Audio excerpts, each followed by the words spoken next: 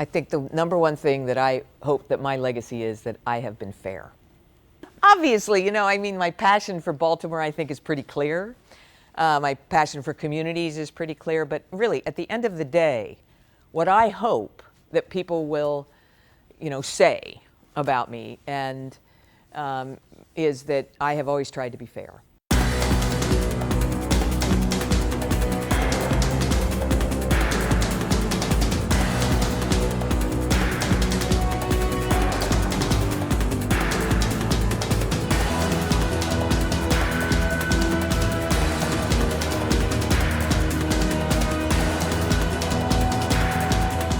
I was the first full-time female news person in our newsroom in a small station in Harrisburg, Pennsylvania. We had a weather person who was female. That was very typical at that time in the mid-'70s, that most of the women who were on air were probably doing weather. And so there was a real thick glass ceiling at that time. No women in management. Very rare to see women in management at that time. And yeah, I think, it took some getting used to for people to see a female reporter show up on hard news scenes. It was an industry dominated by white men in particular. And so in the 70s, when we had this kind of wave, I always call it the first wave of women in broadcasting and in broadcast news, people weren't used to it. I had been escorted out a couple of times because they didn't want women in the place. But I think over time, your work speaks for itself. That's the most important thing, is that no matter what you're doing, your work speaks for itself. And I think over time, I was able to build a reputation of being accurate and fair.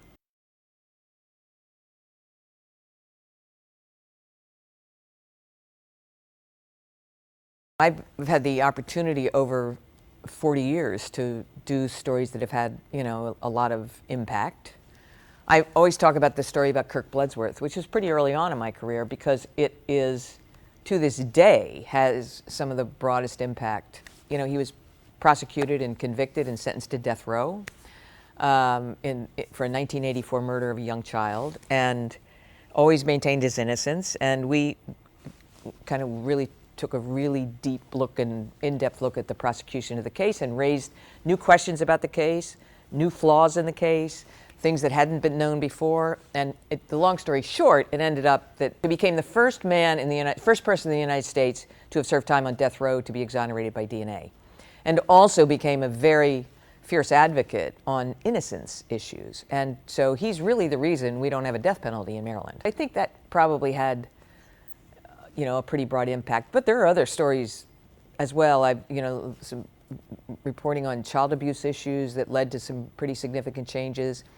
In the 2000s, I spent months working on a mortgage servicer that had lots and lots and lots of complaints and practices that raised a lot of questions.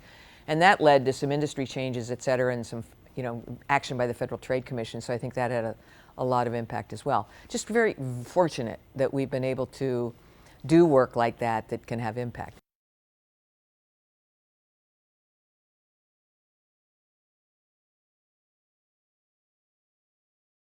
Under a lot of pressure.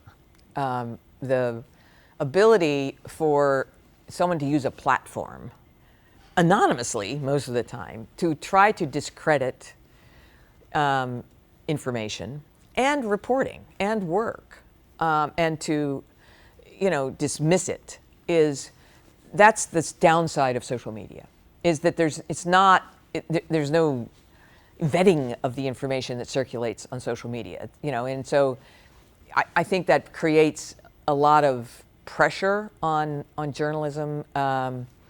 We really saw this and have seen this during COVID. It's probably been our greatest example to date of how misinformation and distorted information can really, throw up hurdles to, being able to report accurately, and for the public to have accurate information. So what do I say about us? I say, that means we have to do our work even harder. We have to make sure that we're connecting with communities. We have to make sure we're inclusive in the work that we do and the staffs that we put together. We have to make sure that we are doing the very best we can to ensure accuracy and fairness in our reporting. I mean, again, your work has to speak for itself, and you've got to kind of stand up for it. And I tell students, if you're not curious, don't bother, being in journalism, because journalists have to be curious. What happened? Why did it happen? Who's involved? Is there more to it? All of those questions are, the heart of journalism.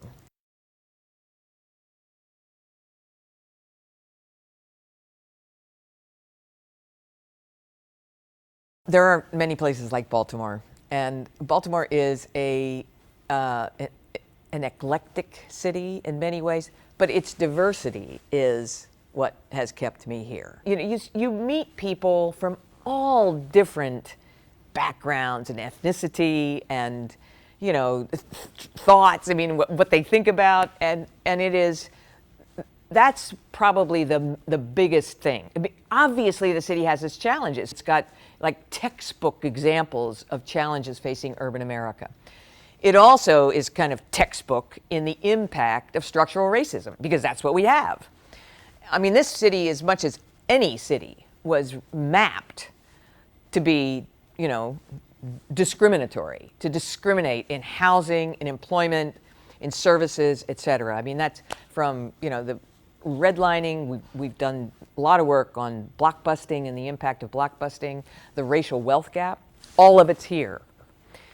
Now, having said that, that's also why, I'm not interested in just, hanging up the hat and saying, there's a lot of work to do, and I have a lot of experience, so I really, want to do some work, and I have done some work at community level.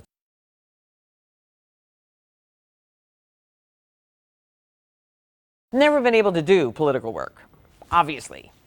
But once I'm retired from this job, then I will have a lot more freedom. And I'm definitely interested in working both, maybe for candidates, but also for causes. I have got some podcasting that I'm going to do. I'm working with some other folks and really eager to do that. That's kind of fun, because that you can, and I've done some in the past, but it's really fun because you can really kind of shape the conversation and get people. I'm very much interested in bringing new ideas to the table and talking to people about solutions. That's what I'm really interested in, is using my experience and my contacts and everything else to bring about a conversation about solutions.